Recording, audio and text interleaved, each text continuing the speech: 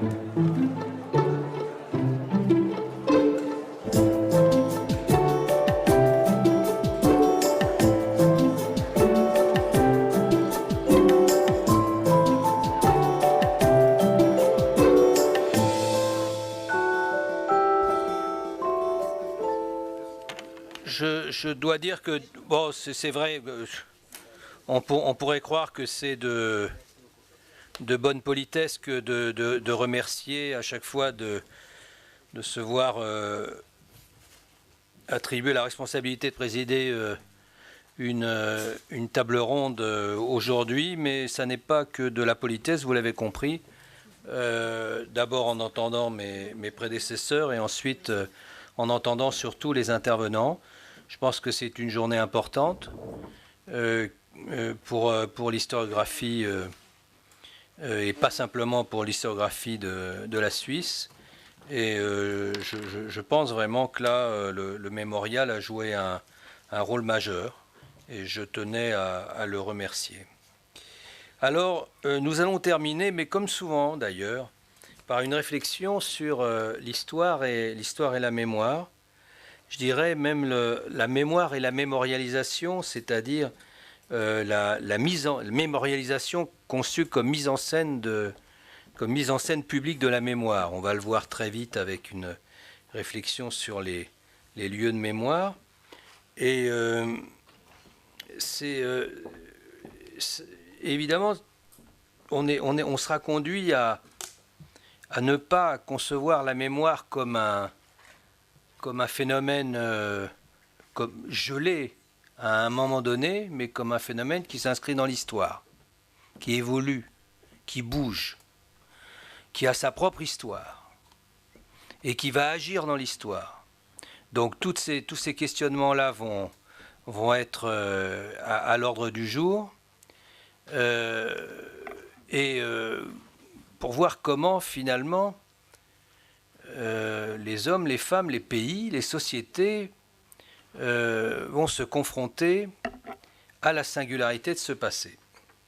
Alors, je ne vais pas vous... Oh si, allez, je vais vous présenter très rapidement les différents intervenants. Vous savez que depuis ce matin, il y a beaucoup de professeurs émérites. C'est pas le cas de Fabienne Meyer. Tout ce que je peux dire. Voilà. Donc, Fabienne Meyer qui vient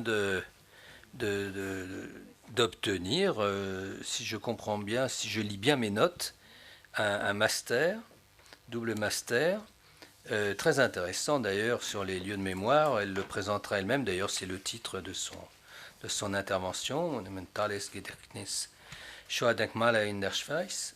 Et là, elle nous évoquera peut-être son intervention dans les forces aériennes suisses, puisque j'en trouve ici trace, mais évidemment, mais derrière, il y a aussi un travail sur la mémoire.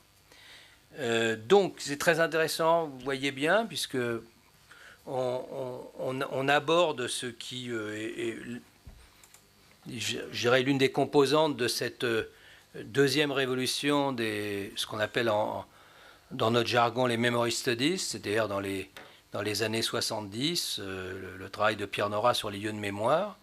Et on voit comment se décline son questionnement dans différents lieux et comment finalement il montre toute sa productivité. Donc on va commencer par son intervention et ensuite on écoutera Monique Ekman. Donc 20 minutes, hein, on va dire ça.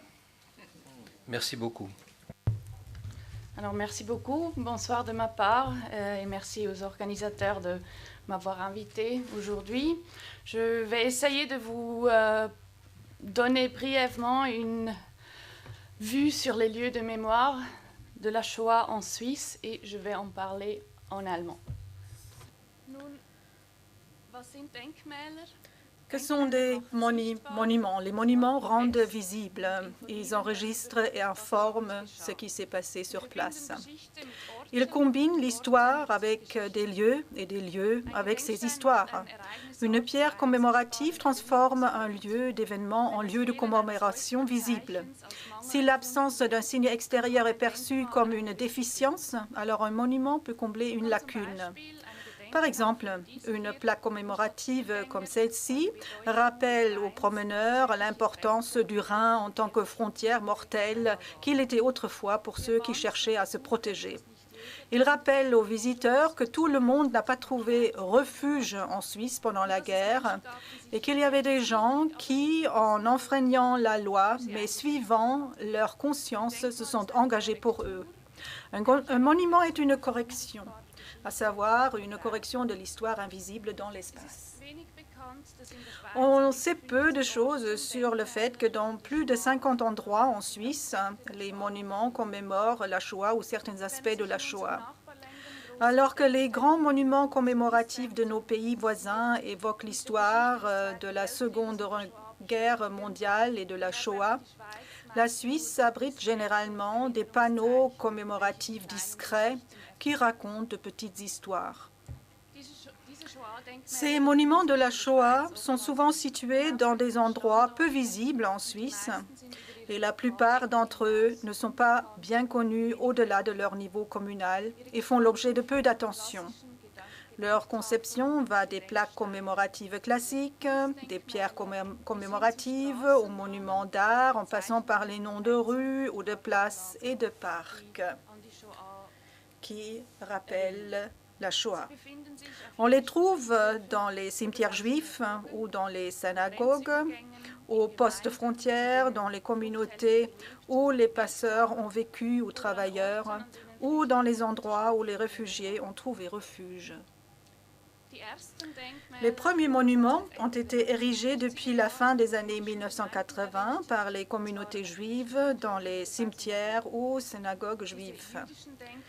Le dernier de ces monuments juifs a été inauguré en 2014. Ces monuments rendent hommage aux victimes de la Shoah et servent de substitut aux tombes inexistantes des Juifs assassinés. Ce sont des monuments commémoratifs qui regardent en avant avec un doigt moralisateur élevé et ils veulent contrer l'oubli. Certains de ces monuments juifs font aussi explicitement référence aux martyrs des Juifs assassinés.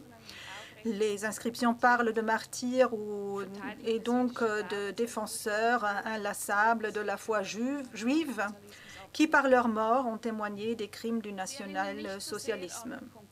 Les monuments juifs ne rappellent pas tant des personnes ou des événements concrets que le grand collectif sacrificiel à peine tangible. Il ne s'agit donc pas tant de transmettre des histoires concrètes, mais plutôt de dédier des tombes symboliques et donc des lieux de culte et de commémoration à toutes les victimes juives et martyrs de la Shoah. Il s'agit de commémorer le fait que les Juifs ont été victimes d'un régime totalitaire. Cependant, les monuments qui n'ont pas été créés par les milieux juifs sont beaucoup plus concrets dans leurs déclarations et font référence à des épisodes suisses spécifiques en rapport avec la Shoah. Cette deuxième tradition des monuments historiques, qui permet également un rappel critique de la politique suisse en faveur des réfugiés pendant la Seconde Guerre mondiale, ne s'est développée que depuis 20 ans. Une grande partie de ces monuments est dédiée à la commémoration de l'héroïsme suisse. La plupart d'entre eux sont des plaques et des pierres commémoratives ainsi que des noms de rues ou de parcs, de places ou d'édifices qui rappellent le nom de réfugiés, par exemple Paul Grüninger, Karl Lutz ou les sauveteurs du Rizou, la région frontalière entre la France et le canton de Vaud. Certains évoquent aussi Louis Häftling, le libérateur du camp de concentration de Mauthausen, ou Maurice Bavaud, de l'attentat contre Hitler. Ils sont décrits comme courageux, consciencieux, idéalistes et désintéressés. Contrairement aux victimes juives, les héros suisses sont ainsi incarnés dans les monuments commémoratifs non seulement par l'interprétation de leur nom et de leur date de vie, mais aussi par la mention de leur réalisation personnelle ou en se référant aux condamnations ultérieures, au manque de reconnaissance ou à la réhabilitation tardive. Mais les monuments aux héros suisses ne reflètent pas l'image d'une Suisse humanitaire. Par-dessus tout, ils montrent que les personnalités individuelles dont on se souvient ont agi individuellement et se sont élevées contre la norme et la loi par conviction personnelle. Il est rappelé qu'ils ne représentaient pas la position officielle de la Suisse. Cependant, certains de ces monuments critiques nous rappellent aussi plus concrètement la politique suisse en matière de réfugiés pendant la guerre et l'échec de la Suisse à sauver les réfugiés de la Shoah. Ils rappellent les frontières fermées et les réfugiés rejetés ou refoulés.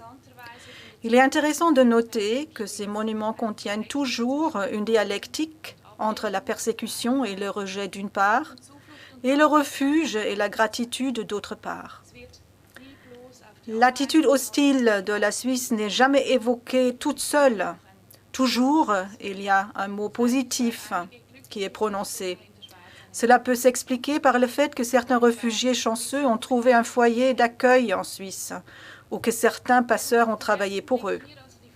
Si, à première vue, l'idée d'une Suisse rejetiste et impitoyable se dessine ici, à la deuxième vue, cette image est relativisée par l'évaluation positive des événements spécifiques.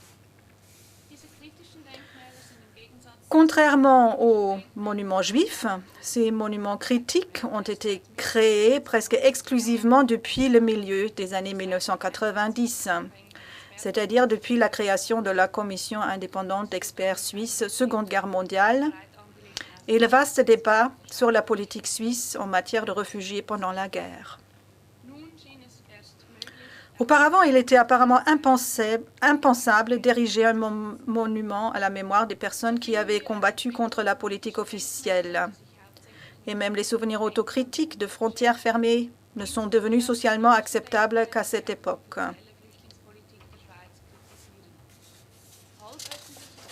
Donc, des monuments semi-officiels créés par des cercles au milieu juif ont été auxquels ils ont ajouté des monuments dans l'espace public. Ces monuments ont été créés par des artistes, par les différentes communautés. Il y a des personnes engagées se sont engagées. Ils veulent commémorer les martyrs, les juifs et les héros suisses. Et troisièmement, ils veulent commémorer la politique suisse en faveur des réfugiés pendant la Seconde Guerre mondiale. Quand et par quelles auteurs les monuments respectifs ont été créés a un impact clair sur le message des monuments, les thèmes qu'ils véhiculent et le zeitgeist qu'ils reflètent. Les formes et les expressions de la tradition des monuments de la Shoah ont changé au fil du temps, car une culture monumentale reflète aussi la culture politique d'un pays. Le changement de paradigme, qui consiste à passer d'une culture du souvenir centrée sur le pays et satisfaite d'elle-même à une image historique plus autocritique, s'est également manifesté par la commémoration matérielle.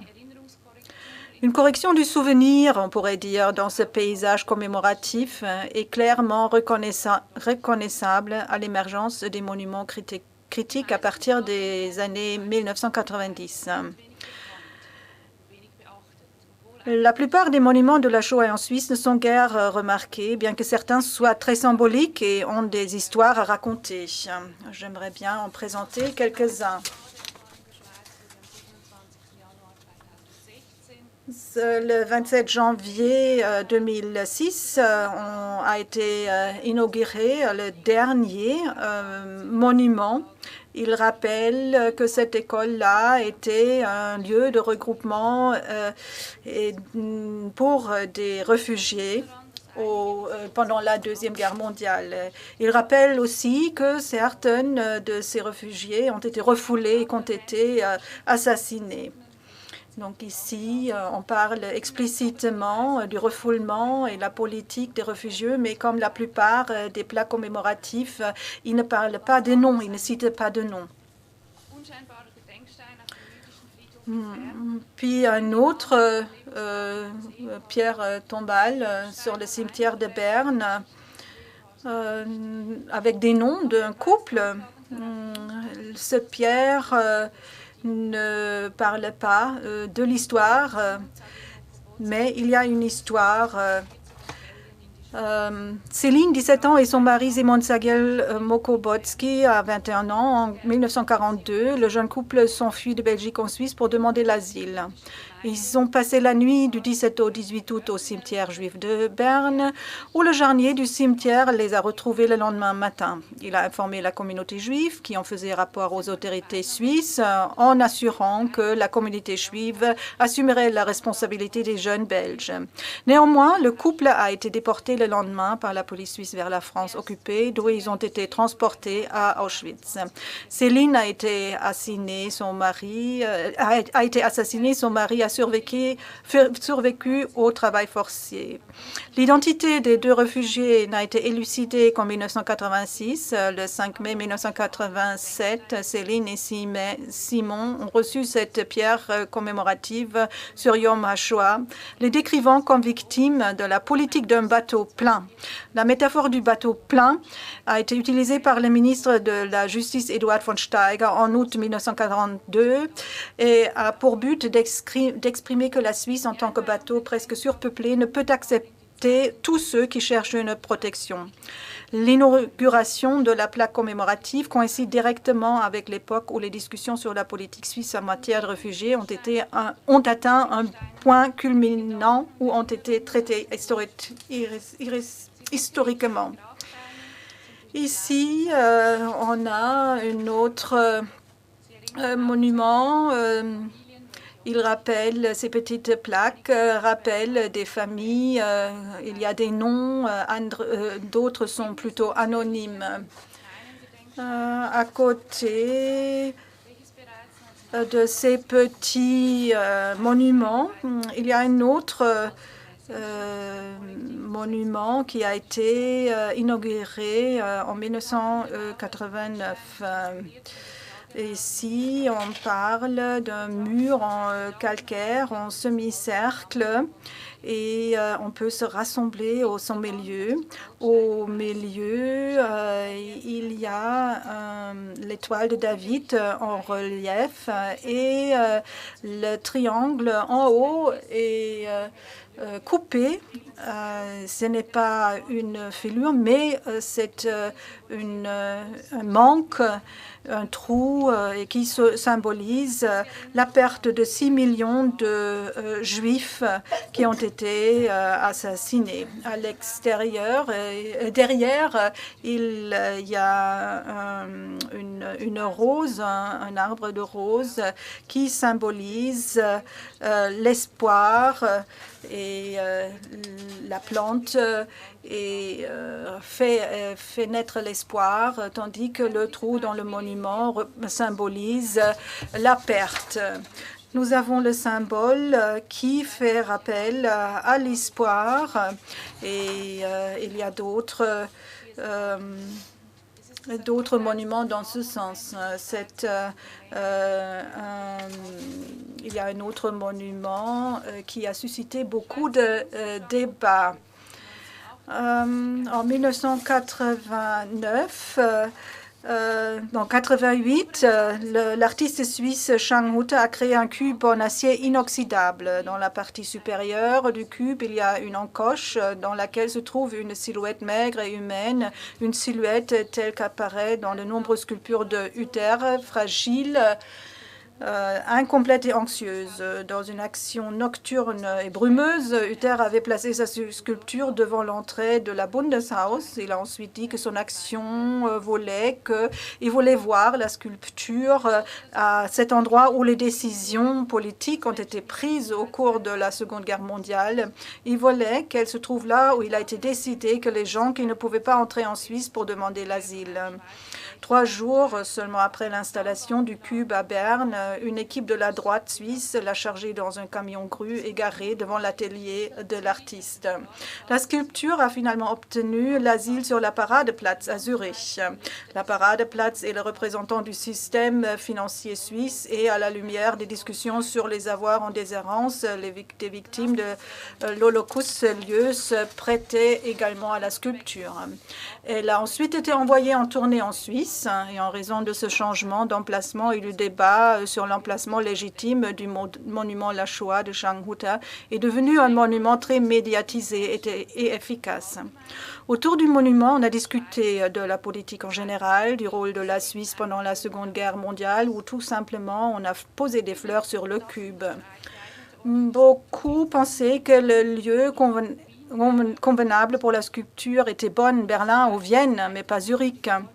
Comme le montre cet exemple, non seulement la forme, mais aussi l'emplacement d'un monument est extrêmement important pour son impact et son acceptation. Le choix de l'emplacement peut déterminer si un monument suscite le débat ou s'il est peu remarqué, comme c'est le cas pour la plupart des monuments de la Shoah en Suisse. Hormis cette sculpture, on parle rarement des monuments de la Shoah. En règle générale, ils sont trop petits pour figurer dans les bases de données internationales. Par rapport au paysage européen de la mémoire, on remarque également qu'il n'y a pas en Suisse de monument officiel à l'initiative de l'État ou de soutien à la Shoah. Peut-être à cause du fédéralisme, l'obstacle est trop élevé pour ériger un tel monument de la Shoah soutenu par le public. Mais c'est peut-être aussi parce que la neutralité politique pendant la guerre donne l'impression qu'un tel mémorial en Suisse n'est pas nécessaire. Mais la Suisse est cependant l'une des rares exceptions sur le continent européen sans un monument plus grand et officiel de la Shoah. Le fait qu'il n'y a presque que de petits monuments pour la plupart privés en Suisse peut également être considéré comme une opportunité. De cette façon, ces monuments peuvent mettre en valeur les spécificités régionales ou stimuler un débat public à travers la liberté d'interprétation. Un monument seul ne peut jamais représenter ou même expliquer la Shoah. Mais ce qu'un seul monument peut faire, c'est d'illustrer le destin individuel de Simone et Céline, le courage moral des aides à l'évasion individuelle ou la mémoire des frontières fermées et les conséquences qui en découlent. Il peut préserver et partager les souvenirs fugaces de la région, déterrer et réfléchir aux histoires locales. Quand il s'agit de garder la mémoire et la nécessité d'éterniser des histoires régionales dans le paysage, la Suisse, elle aussi, apporte des monuments au paysage européen de la mémoire.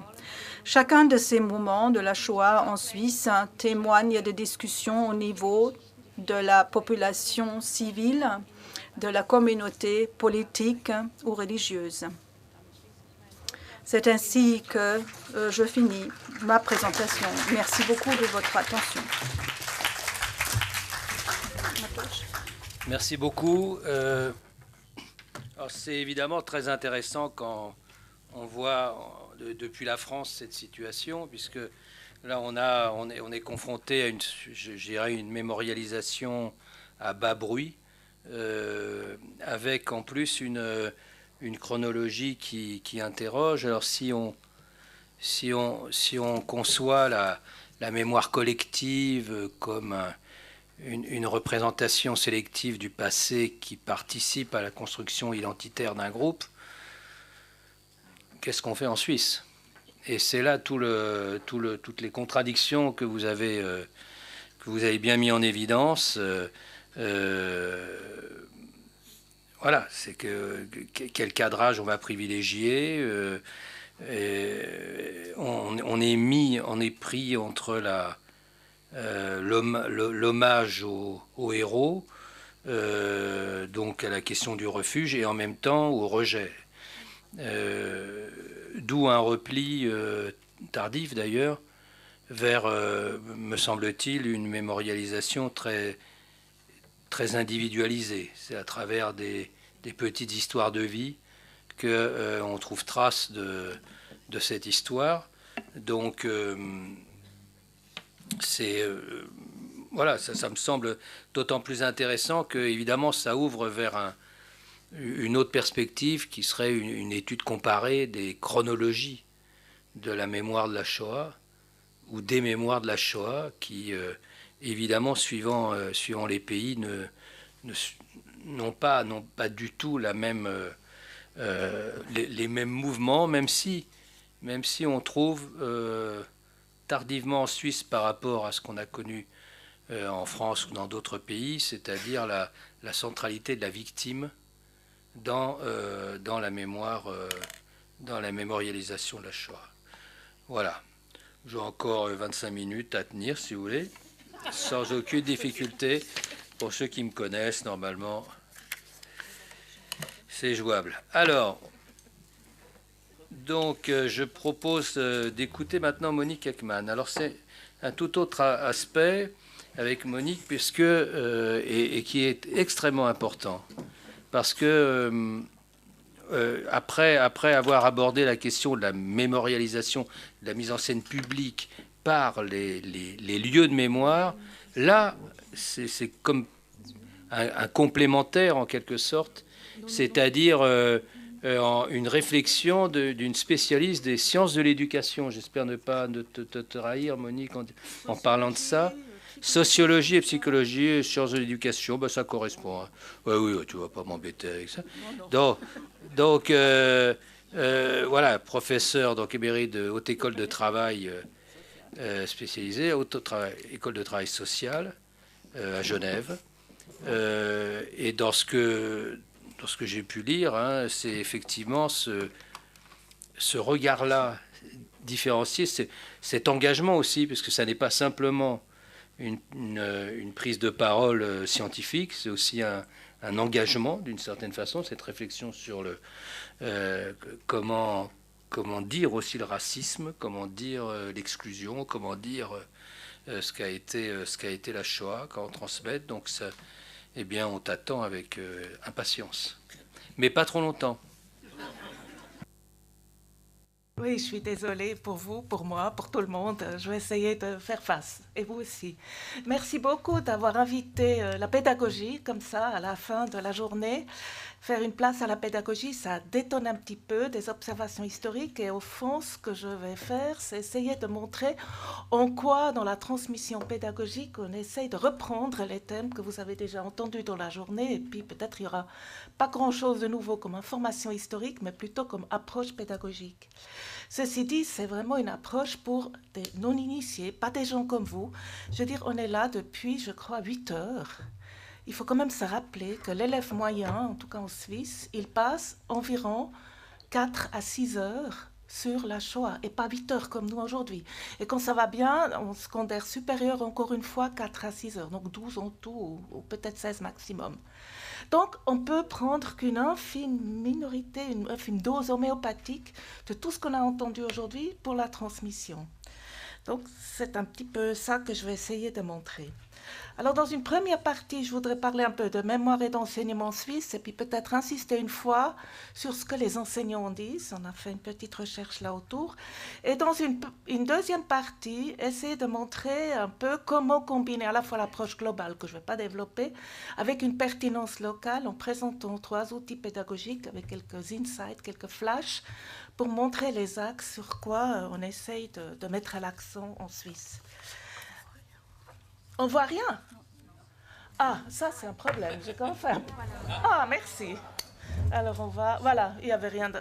Sauf que, en fait, sur la question de la diversité, là, c'est un malentendu, et tout au plus, je vais dire quelques mots sur la diversité des enseignants. Mais je ne vais pas parler de la diversité des élèves, ça sera un autre colloque, je crois. Voilà. C'est prévu juste après? Oui, d'accord. Demain. Voilà les 3 outils pédagogiques. Donc d'abord un petit peu quelque chose sur le paysage mémoriel en Suisse, même si en fait il y a la plupart des choses qui ont été dites aujourd'hui. Juste rappeler que la Suisse comme pays neutre a quand même une approche spécifique. Ce n'est pas un pays qui a été ni occupé par les nazis, ni par les soviétiques, qui n'a pas connu de camps de concentration, de meurtres de masse, de killing sites, etc. D'ailleurs, je m'excuse, de temps en temps, je vais parler des expressions anglaises parce que ça fait au fond depuis 2004 que je suis membre de la délégation suisse à l'AERA et je bénéficie aussi des riches échanges qu'on a entre pédagogues et avec les collègues à travers toute l'Europe. Donc c'est aussi un peu une mise en perspective que les pays neutres, ils ont besoin d'une approche spécifique parce qu'on ne ressent pas la même urgence, je crois. Le public ne ressent pas la même urgence. Et ça, c'est le point de départ d'une approche pédagogique. Donc voilà, pour le paysage mémoriel en Suisse, le climat un peu qui règne, c'est d'abord la perception que la Suisse était un pays encerclé, menacé, qui a su résister aux forces de l'Axe. Ah, il faut rapprocher, d'accord. Pardon. Avec cette image que je crois qui ont encore beaucoup de mémoire, peut-être pas les plus jeunes, mais l'exposition nationale en 1964 montrait ce réduit suisse, l'image de la défense par cet hérisson qui est « on a su résister ». Voilà. Ça, je crois que c'est l'image qui domine un peu la mémoire suisse. Ensuite, ça a été dit aujourd'hui, une mémoire divisée. Beaucoup de gens parlaient ou parlent encore de la MOB. La MOB, c'est la mobilisation, que les hommes se sont trouvés à la frontière et du coup, jour au lendemain, ça a changé la vie quotidienne des femmes qui se trouvaient aux champs, à l'usine, dans les bureaux, etc. Le rationnement, la guerre, les réfugiés, on en parle. La Shoah elle-même n'est pas au centre de la mémoire de la Deuxième Guerre mondiale des Suisses. D'ailleurs, c'est ce que l'exposition « L'histoire c'est moi » avec les 555 films a bien montré. Ensuite, autre chose que peut-être on assiste à une forme de soft denial, même si la mémoire revient plus critique. C'est aussi l'effet de la participation de la Suisse à l'ITF et puis à l'AERA, le Conseil de l'Europe, le 27 janvier. Mais en même temps, oui, bon, on en a assez entendu parler, c'est quand même un peu présent. Et puis enfin, l'absence de lieux dits authentiques de mémoire, de musées à visiter. Je veux dire, en droit fil de ce que Fabienne Meyer vient de dire, il y a des plaques de mémoire, il y a des mémoriaux personnalisés, mais il n'y a aucun lieu comme ici, avec une exposition permanente, avec une équipe, avec un lieu où on peut se rassembler, on peut travailler là-dessus. Ça n'existe pas. Il n'y a pas de Gedenkstätte, je ne sais pas comment on dit en français, et donc il n'y a pas non plus de pédagogie de lieux de mémoire comme on le trouve en Pologne, en Allemagne, en France, dans les Pays-Bas, ou de pédagogie des musées. On n'a pas ça. Donc, on doit faire sans. Oui, je crois, je vais essayer d'être courte. Oui. Il y a eu une équipe de 2 jeunes femmes, Nicole Peter et Nicole Bürgermeister, qui ont fait une recherche très chouette. Ils ont réuni des groupes de conversation intergénérationnels, leur demander au fond la Shoah, qu'est-ce que ça signifie. Nicole Burke, j'ai dit leur nom, voilà, c'est ici, excusez-moi, il faut toujours un peu citer ces sources. Et puis elles ont dégagé trois visions, 3 logiques principales, et je crois que c'est assez représentatif d'ailleurs pour les pays neutres ou les pays bystanders. Une vision humanitaire, ça a été beaucoup dit ce matin, un pays courageux, entouré par les pays de l'Axe, et néanmoins humanitaire, il a aidé les réfugiés. Une vision, une logique d'externalisation. La Shoah, c'est un événement crucial. Personne ne conteste que c'est l'événement crucial du XXe siècle, mais c'est un événement qui n'est pas suisse. C'est pour les autres, et donc qu'est-ce que ça regarde? Qu'est-ce que ça fait avec moi? Et puis, une 3e logique qui est une ambiguïté dans la vision du passé, en particulier à propos de la marge de manœuvre des autorités de l'époque par rapport aux réfugiés et aux banques, avec, au fond, toujours la phrase qui revient, avec l'argument qui revient, ils n'avaient pas le choix. Donc, c'est à fond, je dirais, l'image qui domine et avec laquelle la pédagogie doit faire face. Alors, face à ça, qu'est-ce que disent les enseignants? On a mené des enseignants avec Charles Heimberg, un collègue de Genève, des enseignants romands et tessinois, et puis on leur a demandé quelles sont vos perceptions, quelles sont leurs expériences et comment est-ce qu'ils abordent la Shoah. Première réaction unanime de tous ceux qu'on a interviewés, c'est un sujet pas comme les autres, et c'est un sujet incontournable. C'est-à-dire, ils n'abordent pas l'enseignement de la Shoah comme la Révolution française, ou bien c'est complètement différent. Et même, il y en a plusieurs qui ont dit que c'était la raison même de leur enseignement de l'histoire. Et puis, deuxième chose, ils ont des attentes extrêmement élevées envers les élèves, je reviendrai là-dessus en quoi, et envers eux-mêmes. Le résultat en est qu'ils se préparent extrêmement soigneusement, ils réfléchissent beaucoup sur comment entrer dans la leçon, ils anticipent les réactions des étudiants, des élèves, peut-être presque un peu trop d'ailleurs, et ils se chargent d'un poids énorme. Et ça se rajoute des expectatives, des attentes énormes de la part des autorités, d'autant plus que c'est devenu un sujet officiellement déclaré, inscrit dans le curriculum, etc. Et puis, c'est un sujet qui est censé prévenir le racisme et la xénophobie, éduquer aux droits de l'homme, à la citoyenneté, prévenir le mobbing, le harcèlement, etc., etc. Donc, on est là sur un poids d'attente assez énorme, et peut-être d'ailleurs que les enseignants se préparent autant parce qu'ils anticipent les réactions des élèves qui, évidemment, croulent un peu sur ce poids. Alors, ils abordent 3 stratégies pédagogiques majeures. La première, c'est d'entrer dans le sujet par le sort des victimes, voire par l'identification avec les victimes, ce qu'on sait qui n'est pas nécessairement la bonne piste. Ce n'est pas des stratégies complètes, exclusives, mais c'est les principaux approches qu'on a détectées. Deuxième approche, c'est approche par les génocides. Aborder la Shoah dans le cadre plus général des génocides, c'est notamment le cas dans le 2e cycle, c'est traiter plusieurs génocides et de toujours passer par la Shoah aussi. Et puis, troisième approche, qui sont les leçons morales. La primauté, au fond, des leçons à tirer de la Shoah sur les faits historiques. Et ça, notamment dans un colloque d'historiens, et nous aussi, on a trouvé que ça posait plein de questions et de problèmes. Alors, quelques témoignages. L'adoption la plus fréquente, c'est l'entrée par le sort des victimes, par la perspective des victimes, et c'est accompagné par l'ambition que les élèves s'identifient aux victimes, ressentent beaucoup d'émotions, tout comme l'enseignant, et puis ce n'est pas toujours le cas. Et ils sont déçus. Quand on leur parle de victimes, ils ont tendance à rigoler. Ça les blesse, les enseignants.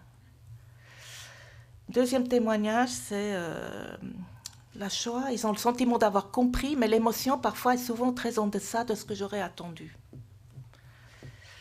Et puis, lors d'un voyage à Isieux, ils font de rares voyages, et pour Genève, Isieux est encore atteignable en une journée.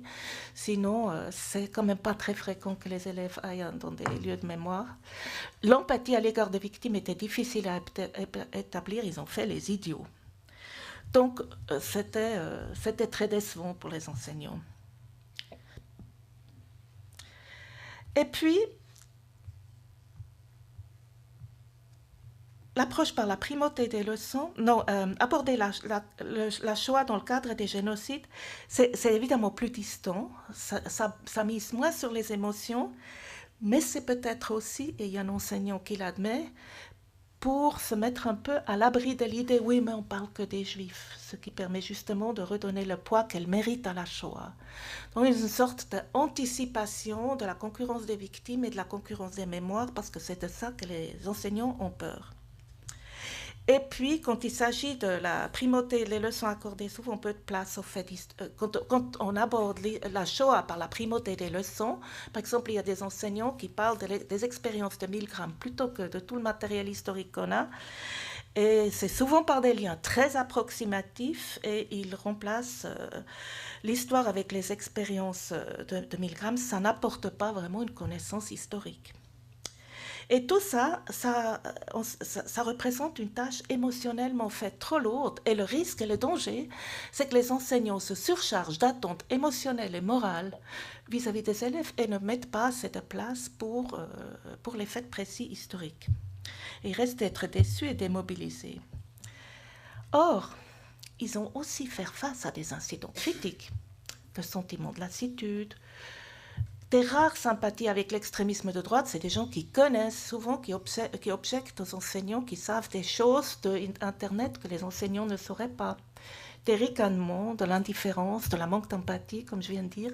Et puis la concurrence des mémoires. Oui, mais pourquoi on ne parle pas des autres? Et puis oui, mais pourquoi on ne parle pas des Roms? Pourquoi on ne parle pas de Rwanda? Pourquoi on ne parle pas des esclaves? Et puis oui, mais vu que ce qu'ils font aujourd'hui aux Palestiniens, qui n'a pas entendu parmi les pédagogues cette phrase effrayante qui fait peur à tout le monde, qui est une catégorisation extrême entre eux et nous, qui en plus retourne les victimes et les bourreaux, qui fait un retournement et qui décontextualise complètement. Alors, est-ce que ça empêche d'enseigner la Shoah? Non. En fait, les enseignants d'histoire ont fait l'expérience, et ils se sont de plus en plus attelés de ça depuis qu'on a fait cette étude, c'est que dès qu'on enseigne des faits historiques précis, et notamment sur la base de documents historiques, les objections se taisent et on rentre en matière et on aborde. C'est l'anticipation qui fait ces réactions plutôt que la matière elle-même. Voilà. Donc, souvent, dès qu'on aborde les faits historiques précis, ces oppositions se taisent et on peut y aller. Donc les deux grands défis pour l'enseignement, et là j'aurais bien aimé avoir un jour une discussion avec les pédagogues français là-dessus, ce sont de mon avis des attentes trop élevées qui risquent de devenir un piège. C'est-à-dire quand on a trop d'attentes, ils se surchargent, ils sont déçus, ils se démobilisent. Et puis l'enseignement moral prend le dessus. Et l'autre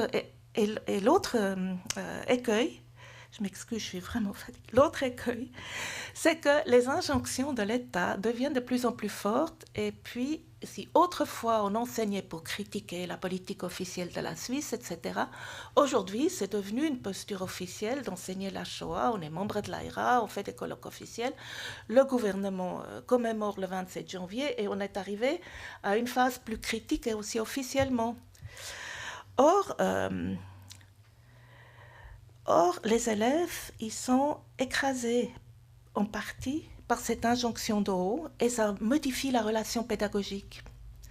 Et si autrefois on enseignait contre le mainstream, aujourd'hui, en opposition au gouvernement, critique à la Suisse, pour dénoncer le silence du CICR ou autre chose, alors aujourd'hui on s'inscrit dans le mouvement de top-down.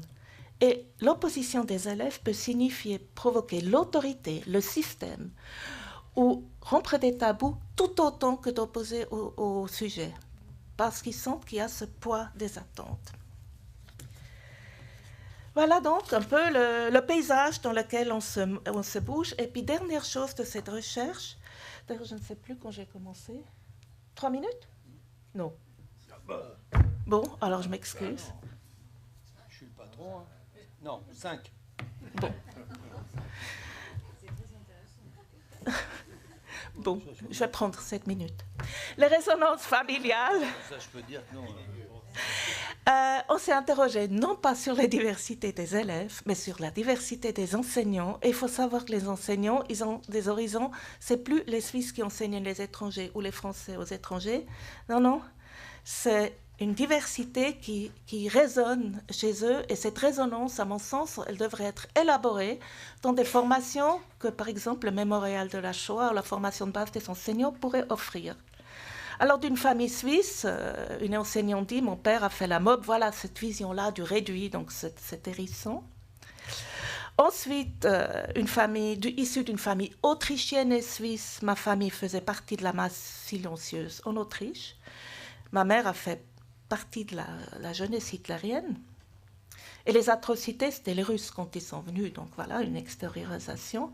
Et puis un troisième exemple, une famille italienne. On n'arrêtait pas de me parler de la guerre. Et puis quand on ne mangeait pas à table, on me disait « il te faudrait une bonne guerre ». Et mon grand-père était un fasciste engagé. Comment est-ce que les enseignants élaborent leurs origines familiales et mémorielles? Alors, les stratégies pédagogiques, je vais passer là-dessus.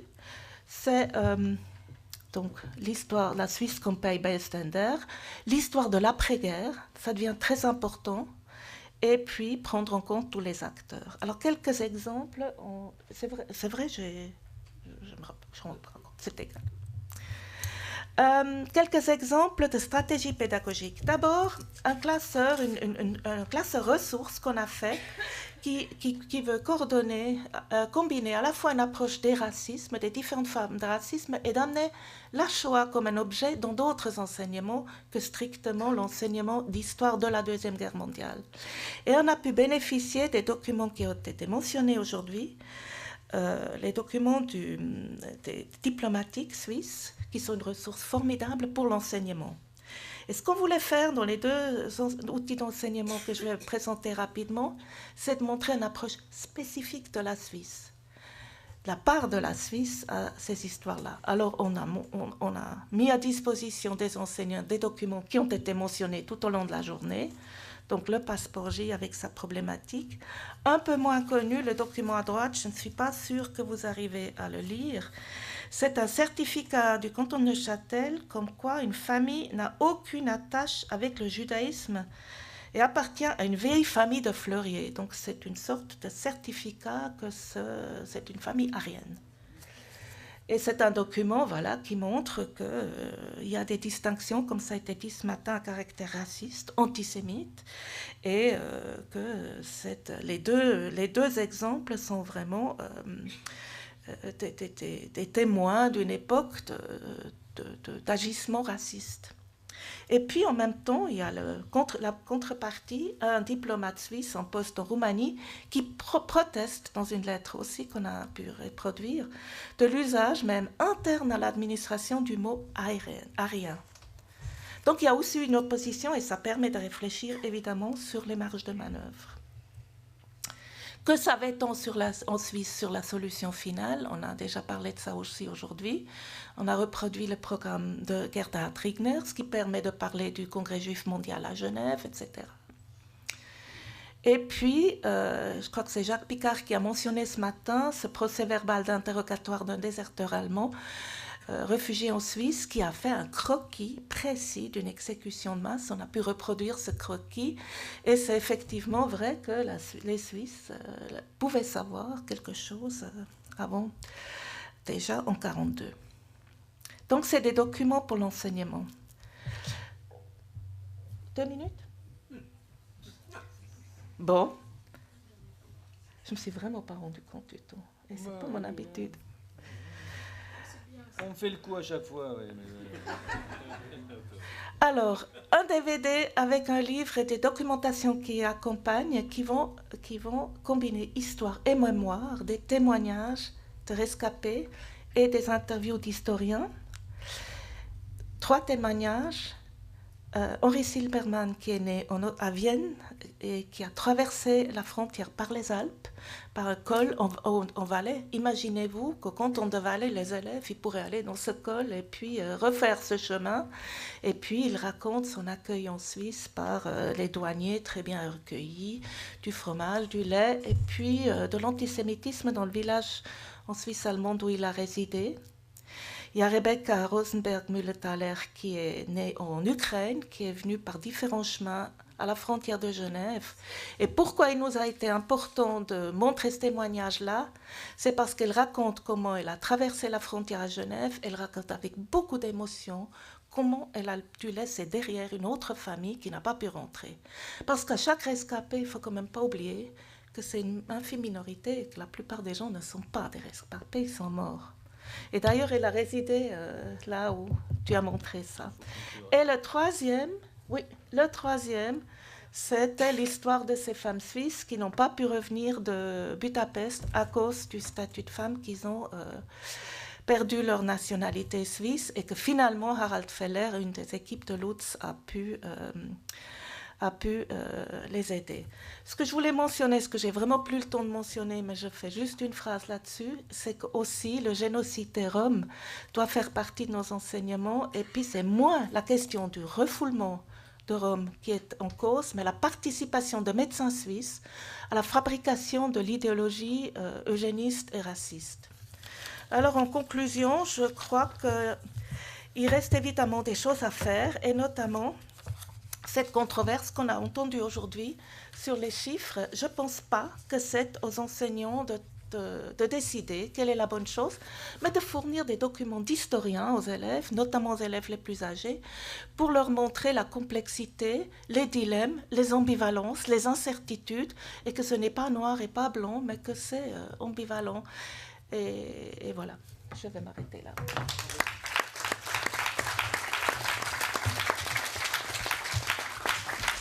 Alors merci beaucoup d'abord pour tout le monde parce que c'était vraiment très très intéressant et on voit bien comment on peut faire de la science de l'éducation, comme on l'appelle chez nous, à haut niveau.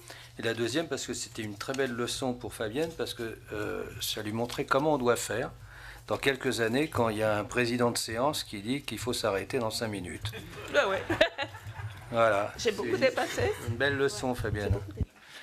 Là, bon, alors très rapidement, simplement, ce qui m'a frappé, moi, dans cet exposé, c'est que finalement, les trois interrogations là, que tu as évoquées, les trois cas pour les enseignants, les attentes pour les autorités, les stratégies, eh bien, ça a rencontré beaucoup d'interrogations des enseignants français, et je suis sûr, pas qu'en France.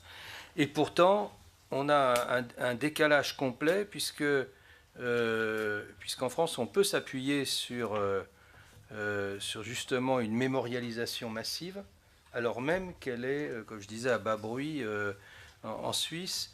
Et donc, il y a cette interrogation qu'il faudra bien avoir à un moment donné sur, et d'ailleurs qu'on a régulièrement, à quoi sert un mémorial et comment ça s'articule d'ailleurs sur un objectif pédagogique. Alors, oui, sur tous les exemples que tu évoquais, là, ça me parle beaucoup. Je plaiderais aussi pour deux choses, c'est réfléchir à la façon dont les élèves, puisqu'on parle des élèves, s'approprient un discours et s'approprient une visite, un lieu, un mémorial. Et puis aussi comment on peut travailler avec le témoignage. Ça, c'est quelque chose sur lequel on travaille un petit peu là, dans nos équipes. Là. C'est de se dire que le témoignage n'est pas à prendre comme une source comme une autre, et que, y compris dans ses limites, le témoignage peut être source de réflexion. Parce que le témoignage devient non pas un élément à côté des documents administratifs pour comprendre le réel, mais un objet, par exemple un objet d'histoire, un objet de recherche en tant que tel. Et comme objet en tant que tel, ce qui nous intéresse derrière la parole du témoin, c'est la vérité du témoin. Même si cette vérité du témoin est en contradiction, et il faut le montrer aussi avec les outils qu'on a, avec ce que la recherche historique peut nous dire.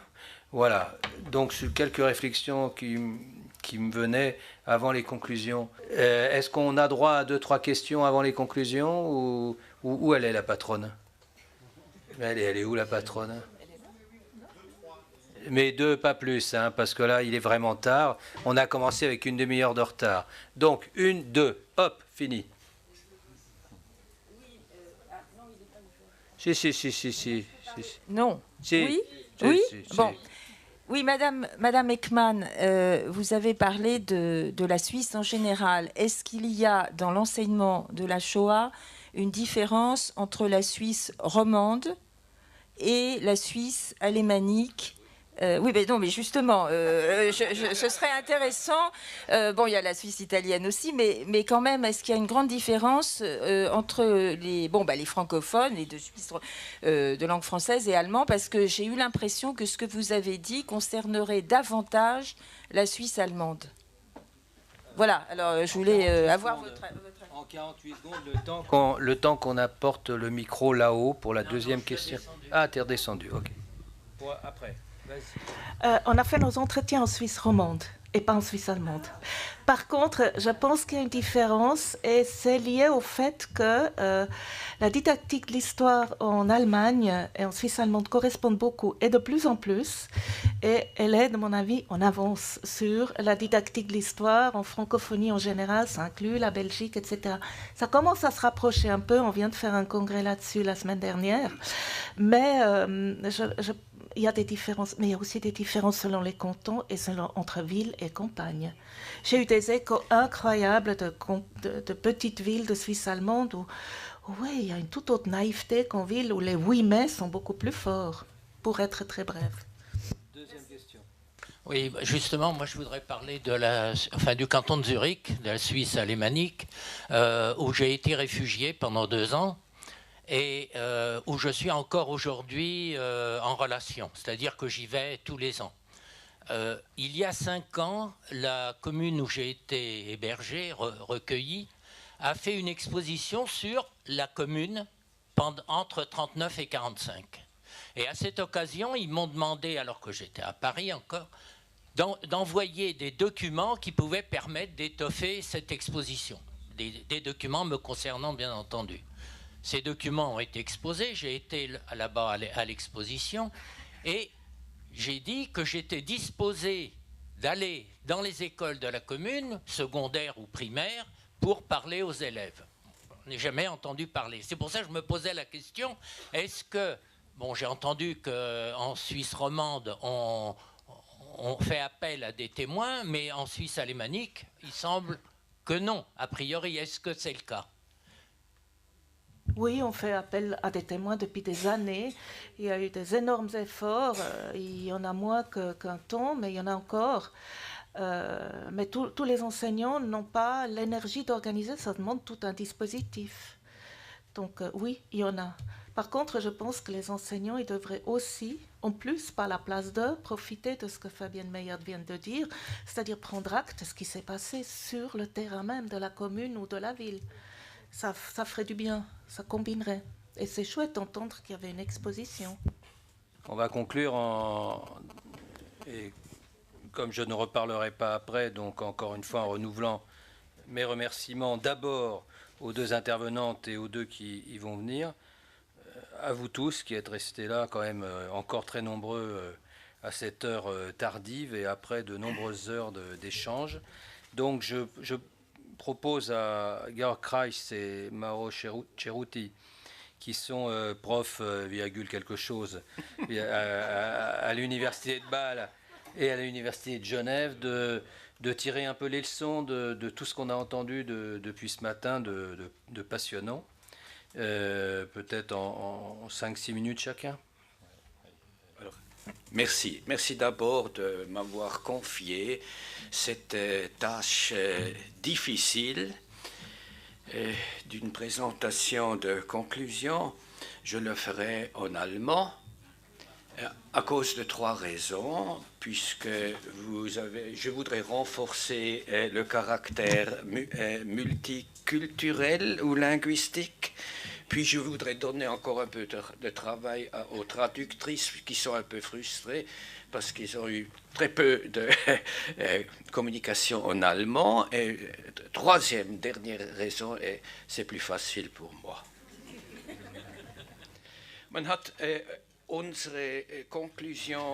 Notre conclusion sous le titre Mémoire et Histoire, donc c'est un sujet très vaste et je souhaite rappeler les travaux d'Aleida et Jan Hassmann dont j'ai appris énormément et il faudrait consulter ce travail si vous voulez apprendre beaucoup sur la relation entre mémoire et histoire. J'aimerais me limiter à 2 aspects.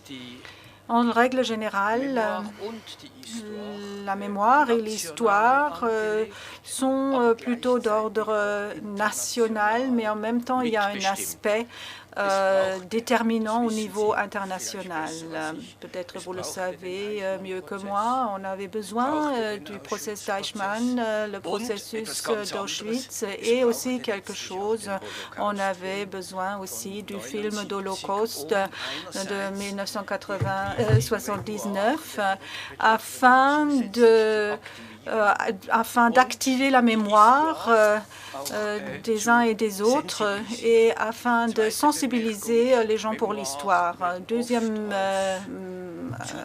remarque, les mémoires, c'est très souvent subjectif, plutôt jugé de manière négative, bien que présenté de manière objective. En tant qu'historien, je peux dire que l'histoire a besoin de la mémoire. La mémoire donne un élan et donne des sujets, provoque des émotions qui doivent être travaillées pour accepter son histoire. Donc ça vaut pour la minorité juive ou pour tout autre groupe de personnes. En Suisse, nous avons eu des enfants dans des orphelinats et qui sont ancrés dans la mémoire et dans l'histoire. Si j'ai suffisamment de temps, je me permets d'apporter 3 ou 4 remarques. Tout d'abord, la bataille des chiffres. Je ne veux pas vous importuner, mais je crois pouvoir dire que nous n'avons pas fait beaucoup de progrès en la matière. On pourrait peut-être dire plein d'histoires, on s'est rapprochés, on a été gentils l'un avec l'autre et chacun a présenté sa version des faits, son interprétation et n'a pas critiser la compréhension de l'autre ou le déconstruire. Peut-être ça reste à faire. Si vous dites oui, il faut avancer, mais bon, on n'avancera pas tout seul. Il faudrait se réunir à nouveau, peut-être en petit comité, peut-être travailler en petits groupes afin de pouvoir se disputer comme il se doit. Pour la bataille des chiffres, dans ce cadre, j'aimerais dire une autre chose, quelque chose qui semble paradoxal. Des chercheurs juifs essayent de minimiser les chiffres. Moi, je l'ai entendu souvent, mais je me suis posé la question pourquoi ils le font. Parce qu'ils ont un intérêt d'augmenter ces chiffres. Mais Serge Glasfeld nous a donné la bonne réponse ce matin lorsqu'il a dit si on augmente les chiffres de manière infondée, on travaille dans les mains des révisionnistes qui font beaucoup de rien. Et si ces chiffres nous sont vraiment importants, peut-être il faudrait ajouter une autre chose. La présentation excellente de notre collègue du Tessin, il a parlé des petits chiffres des réfugiés, des victimes et des grands chiffres pour les Italiens. Donc ces chiffres doivent être mis en relation donc par rapport à la population d'origine. Et puis, des opérations de sauvetage et des refoulements ont un autre poids que si on parlait des Italiens non juifs. C'est ce que je voulais dire au niveau des chiffres. Mais qu'est-ce qui reste si on ne parle plus de chiffres? On parle de mentalité, de la politique, de la Suisse. L'attitude générale d'être en face d'un phénomène doublement étrange. Les Juifs allemands, quand ils sont venus en Suisse, ce sont des victimes du nazisme, mais en tant qu'Allemands, ils étaient tout de suite mis dans le groupe des Allemands. Donc c'est le fait d'être étrange qui fait qu'on est regardé autrement. Je ne sais pas si c'est typiquement suisse. En tant que président de la commission, je suis contre le racisme et on m'a posé souvent la question de savoir si la Suisse est raciste. Mais bon, il y a des changements. Parfois, il y a des hauts, parfois, il y a des bas. Et ma première question était est-ce que le racisme et l'antisémitisme normal, est-ce que ça ne suffit pas pour vous déranger? Il y a beaucoup d'études. On pourrait dire que la Suisse, pour des raisons justifiables, est plus xénophobe que la Norvège ou la Suède. Je ne parle pas de la France. Moi, j'aimerais bien vous alerter. On vit une époque de renationalisation et le critère national est mis en exergue. Dans toutes les nations, il y a des personnes très différentes qui habitent. Nous avons déjà parlé de la Suisse, la Suisse germanophone, francophone, et puis il y a des cantons, il y a des cantons qui étaient beaucoup plus ouvertes que d'autres et la Confédération helvétique avait beaucoup de problèmes de réunir toutes ces différentes attitudes pour formuler une politique unique. Mais des cantons, c'est aussi des petits États. Il faudrait peut-être plus regarder les milieux, leur morale, leurs convictions. Et en fait, ce sont des attitudes transnationales et ça, ce sont des attitudes qui devraient être mises en avant. C'est comme ça que dans cette question, on pourrait avoir des discussions politiques et des réponses politiques. Mais je vais en rester là. J'ai encore plus de choses à dire, mais bon, il n'y a plus le temps.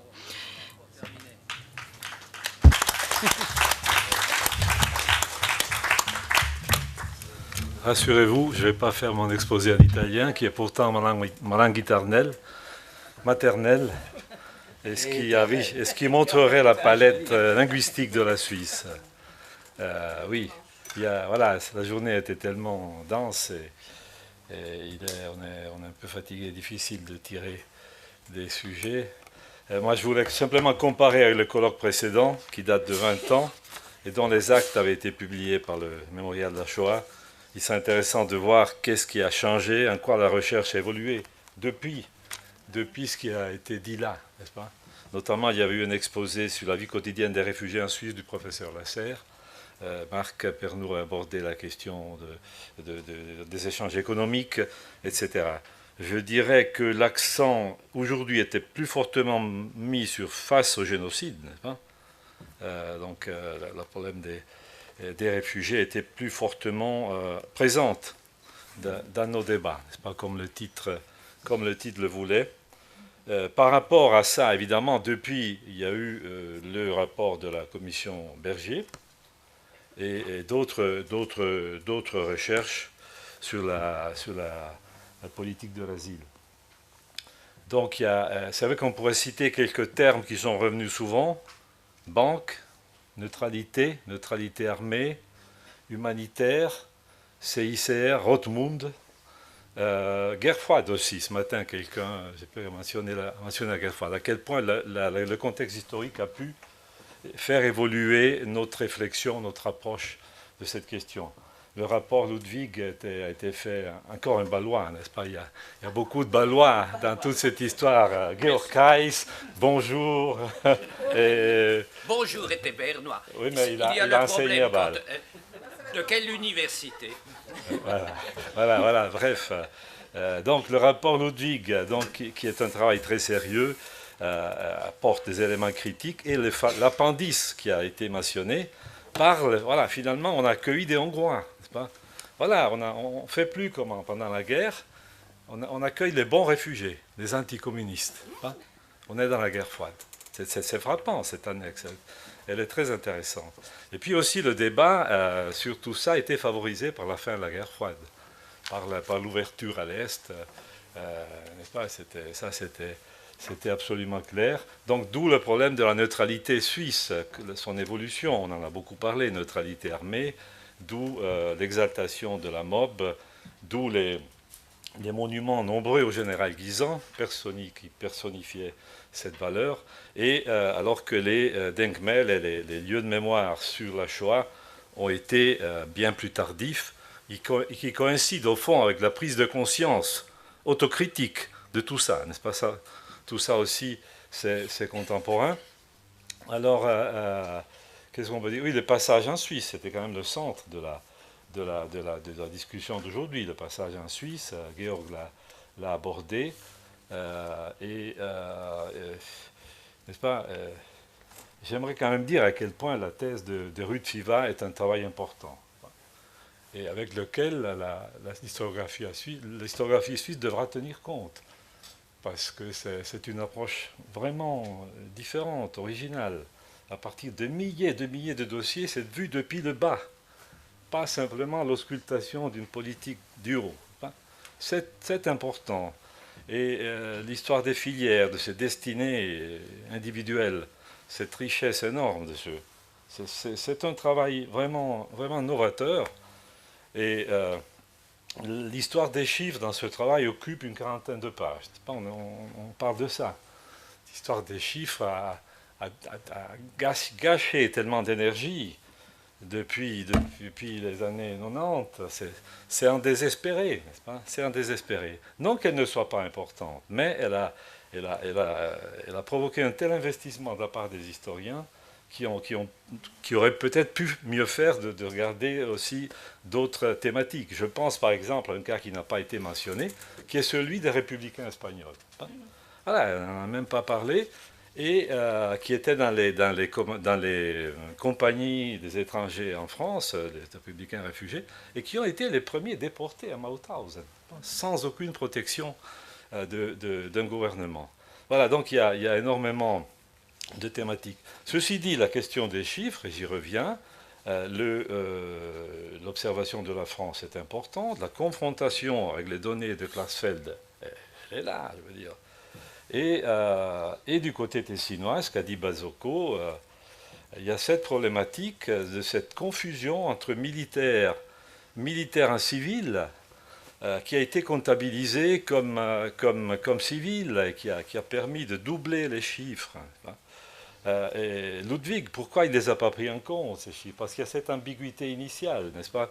Quand on regarde ça de près, les militaires, dû cette catastrophe, cet éclatement de l'armée italienne laissée sans aucune directive par Badoglio, depuis la Lombardie, se sont précipités vers la Suisse. La police, les gendarmes, les douaniers suisses étaient totalement impuissants à les arrêter, ils le disent, n'est-ce pas? Et ils sont arrivés en uniforme, etc.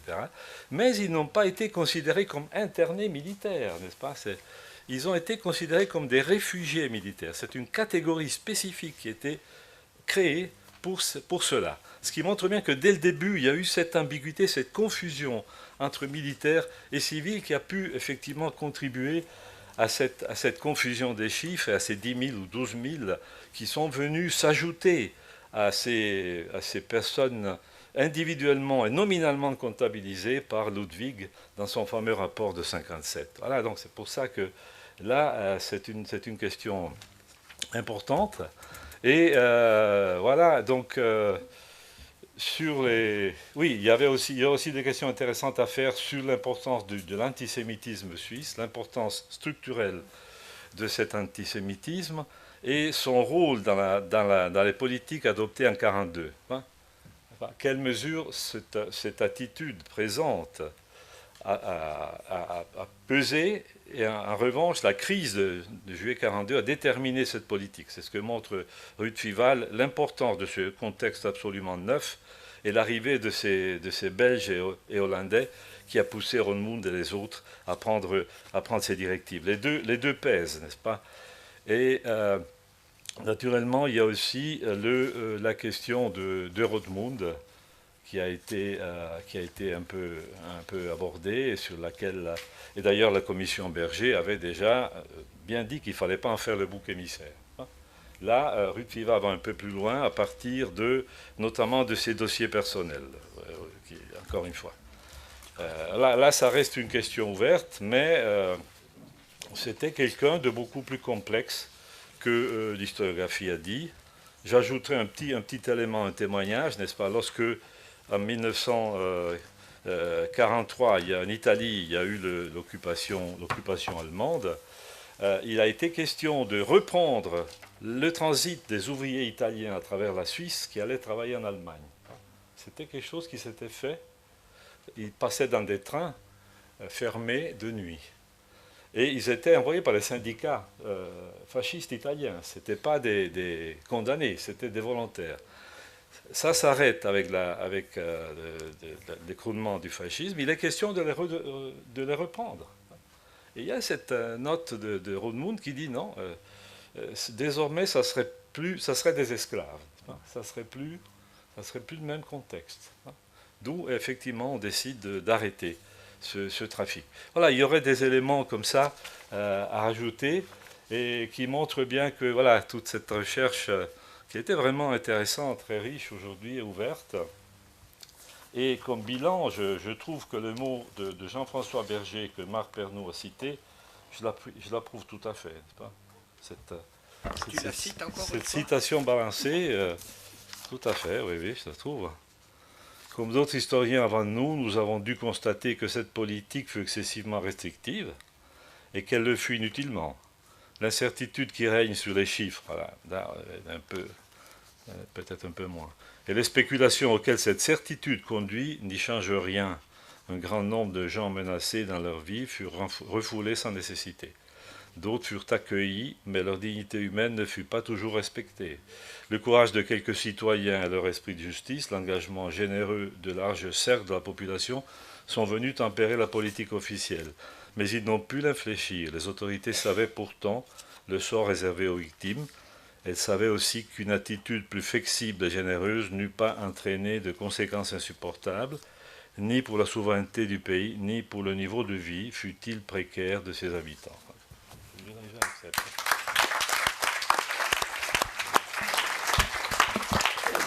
Bien, merci beaucoup à tous. Donc, je vous donne quelques rendez-vous que vous avez sur votre programme. Jeudi prochain, avec la projection de La Dernière Chance, à Cinémathèque Suisse. Le 11 février, Suisse Terre d'Asile, une projection à 11h en présence des réalisateurs. Et puis, une série de témoignages à partir de 14h30. Donc, de beaux moments encore avec vous. Merci encore une fois à ceux qui se sont exprimés ici. Merci à vous tous d'être venus et d'avoir participé et à ces débats, de les avoir nourris.